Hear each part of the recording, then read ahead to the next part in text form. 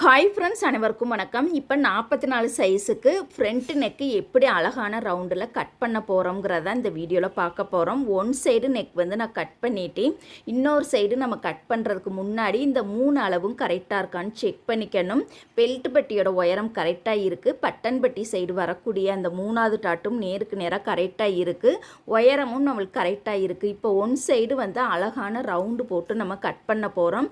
இது போல் நம்ம வந்து பாக்ஸ் போட்டிருக்கோம் பாருங்கள். இப்போ பாக்ஸ் போட்ட இடத்துல அந்த கார்னர் பகுதியிலேருந்து கரெக்டாக ஒரு அரை இன்ச்சு ஹைட்டில் இது போல் நம்ம வந்து கரெக்டாக வந்து ஒரு வளைவு போட்டுக்கலாம்.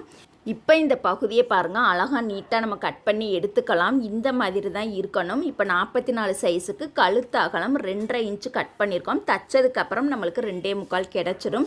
இது பெரிய சைஸுக்கு மட்டும்தான் இந்த மாதிரி கட் பண்ண முடியுமான்னு கேட்டால் கண்டிப்பாக கிடையாது. சின்ன சைஸ்லேருந்து எல்லா சைஸுக்குமே இந்த மாதிரி கட் பண்ணிக்கலாம். ஓகே.